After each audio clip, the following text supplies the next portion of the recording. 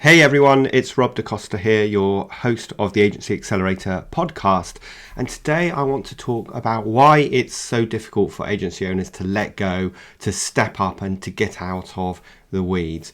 When I ran my agency, I remember sitting at my desk and thinking everyone was piling their wheelbarrows of problems at my desk every day, and I had my fingers in so many pies, and I realised that I needed to start delegating better and I needed to focus on the high level work that resulted in us growing our agency more substantially.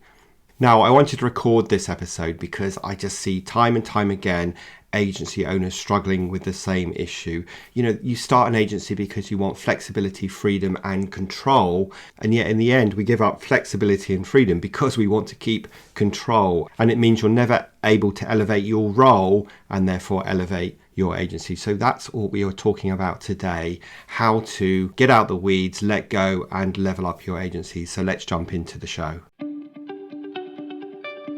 Accelerate your agency's profitable growth with tools, tips, and value-added interviews with your host, agency owner and coach, Rob DaCosta.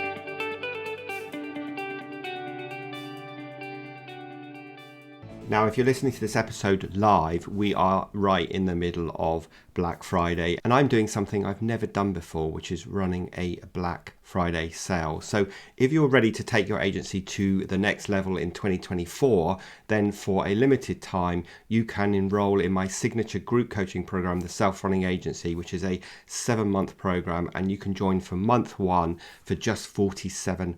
Yep, you heard that right, £47. That's a saving of £200 off our regular price. And so until 9 p.m. on Black Friday, which is November the 24th, you can join this exclusive coaching program for only £47 up front, which means you can really get 2024 off to a rocking start, and then you'll pay just 6 payments of £247. I'll give you all the systems, the strategies and the support you need to reach your revenue goals and build an agency that is less dependent on you. Whether you're just starting out or you've been running your agency for a number of years, this hands-on implementation group will give you everything you need, plus a community to build and support your business that you are super proud of, and one that isn't dependent on you for every single decision. So don't miss out on this huge 80% discount for your first month. We've only got 10 spots available at this crazy low price of £47. So grab your spot and invest in your agency's future and have a great 2024. So head over to dacostacoaching.co.uk/enroll-now-BF. That's enroll-now BF as in Black Friday, and jumpstart your 2024 by nabbing this fantastic deal. Okay, on with the show.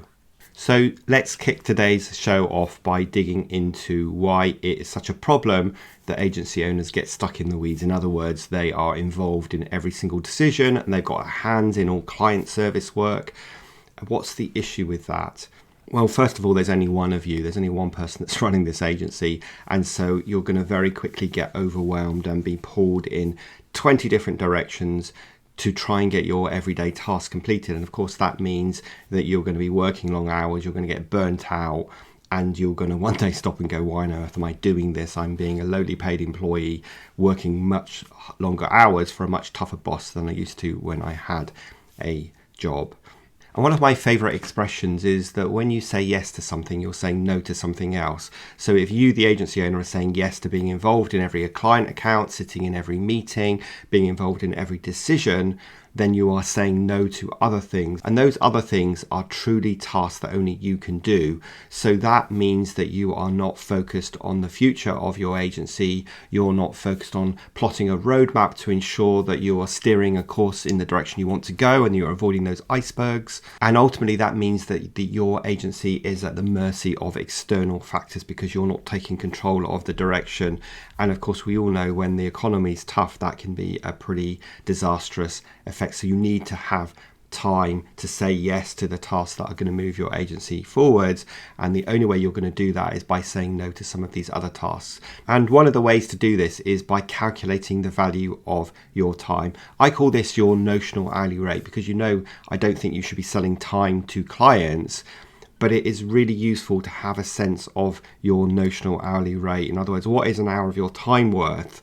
and then be able to assess every task you do against that hourly rate and decide if the task that you're doing is worth that hour or more, in which case you should do it. But if it's a task that's worth less than that hour, then you really need to look at a way of getting it off your plate. So I just want to give you a really simple exercise to do now to help you figure this out. And I totally get that this is a down and dirty approach, but take your ideal annual owner's salary and I want you to divide that by the total working hours. So for example, if we said that we wanted to earn £150,000 a year, then I want you to divide that by 1,410. Well, 1,410 looks at all the hours that are available in the year, assuming that you work 9 to 5, which you probably work longer than that. And it also assumes you take 4 weeks holiday, which I really hope you do. So if you take your ideal target salary, so we're going to say 150,000 in this case, divide it by 1,410, and it gives you an hourly rate of £106 an hour. Now, as I said, the goal isn't to bill your clients at this rate, although of course you could, but it's really to use it as a benchmark for decision making. Because as I said, any tasks that are worth less than £106 an hour, you need to look at a way of getting them off your plate, delegating them, stopping them, or automating them.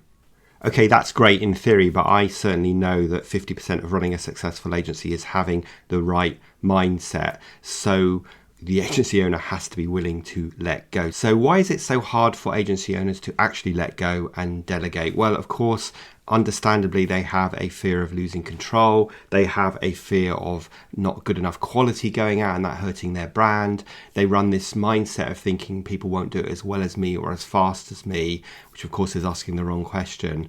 Sometimes they lack the trust in employees. Sometimes there's a big skills gap between the employees and the agency owner. Agency owners also are kind of control freaks and are alpha type characters. So they have a perfectionist tendency, they have difficulty in letting go, and there's a tendency for them to micromanage their staff. So these are all kind of amber warning lights for you. And remember, you're not asking the question, will someone do it as fast or as well as me? You're asking the question, will they do it well enough so that the client is happy and we can deliver the work on time and to a reasonable quality? So I want you to challenge your mindset because, as I said, 50% of running a successful agency is getting the right mindset. So challenge your mindset if you're running any of these thoughts, and obviously make sure that you are a fantastic delegator and you are communicating really effectively so your team member completely understands what's expected, what good looks like, what the deliverable is, and what the time scale is.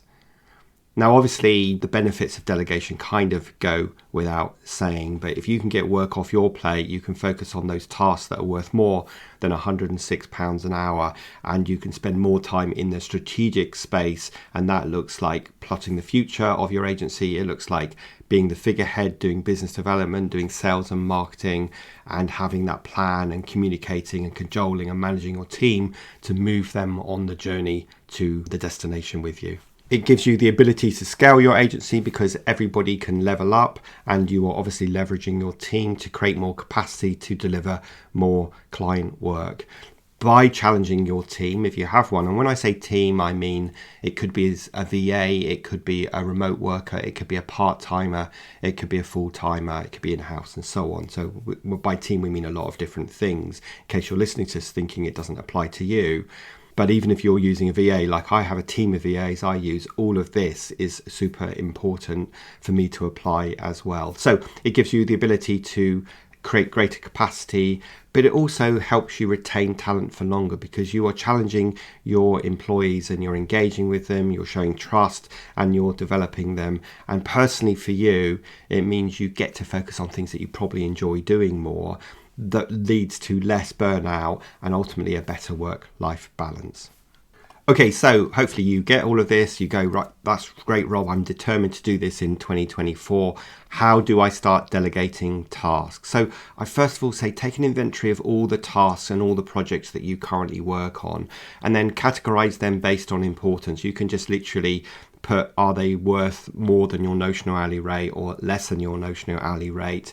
And then the ones that are worth less, you can identify as ones that you either need to eliminate, automate, or delegate to other people.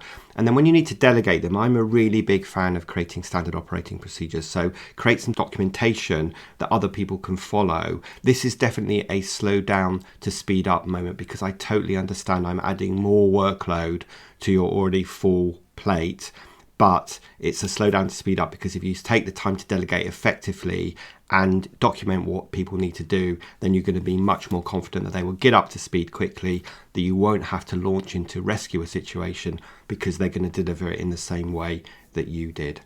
Once you've done that, you can start by delegating small tasks. Be really clear about the expectations you have. Now, I'm going to include a link to my free guide on the 9 steps to excellent delegation, because I think a lot of people are really poor at delegating, and they kind of assume through telepathy or osmosis that people will understand what you want them to do because you understand it in your head. So we need to be great delegators. So do make sure you go and grab a copy of the free guide on 9 steps to excellent delegation, then print off those 9 steps and use them as your kind of best practice guide. When you're delegating, make sure you're focusing on the outcomes that people need to deliver, not just the process. So you want to be clear about what good looks like, what the outcome is, what the deadline is, and so on. And then you obviously want to make sure you're investing time mentoring and checking in with your employees who you're asking to delegate. And again, in the short term, you're switching your time from doing a task to actually mentoring other team members. So you won't save any time in the short term, but remember, your future self will thank your present self for doing this, because it means you can get more work off your plate. Now, to make all of this work, you absolutely need to be willing to let go of being a perfectionist, because being a perfectionist is not going to work in tandem with what we're talking about today. And then when your team members are delivering what you've asked them to do, then celebrate and reward that successful delegation. Feel good about yourself and recognize your team members as well. So they're just some tips on how to start delegating, and I really want to challenge your mindset with any of this. And if you're listening to this and you're thinking, I don't have someone to delegate to, then go and get yourself a virtual assistant and start getting all those admin tasks off your plate. A really good example of this is that I record this podcast, but my VA team edit it. They create the social media posts, they upload it to the platform, they create all of the promotion around the podcast. So I do the thing that only I can do, because they can't record this for me. So this is a task that's worth more than my notional hourly rate, but the other things associated with this podcast can be done by other people. So make sure you're finding those other people, even if it's an offshore VA that can start to take some of those tasks off your plate. Okay, just to wrap up this short episode, I want you to think about why it's so important that you get out of the weeds, you have a good look at the roadmap ahead, and you focus on those strengths, those things that truly only you can do, those things that are worth more than your notional hourly rate. It's good for you, it's good for your own well-being, your own work-life balance, and it's also good if you want to grow your agency in one form or another. Use that simple exercise I gave you to work out what an hour of your time is by taking the ideal salary and dividing it by 1,410 to give you an idea of what your notional hourly rate is. Start documenting your tasks, assess them against that hourly rate, and then make sure you start to delegate. And as I say, grab a copy of the 9 Steps to Delegation guide that will be in the show notes. And of course, if you want more help with this, if you want to be surrounded by a group of other agency owners, then make sure you jump on that Black Friday offer that I talked about, joining my self-running agency implementation group, which teaches everything we've covered today in a ton more detail, and of course gives you all the tools and tips to run an agency, from planning to marketing to sales to retention to recruitment and to scaling your agency. But other than that, I hope you found this episode practical and useful, giving you some good food for thought as we head towards the end of 2023 and head into 2024. Get some of this right. I hope you found this useful, and if you did, please do consider leaving a review on Apple Podcasts. I've even created a quick video on how to do that in the show notes. It really helps me reach more people, because it means the algorithm shows this podcast to more people. But other than that, have a great rest of your week, and I'll see you next Thursday for the next episode of the Agency Accelerator podcast.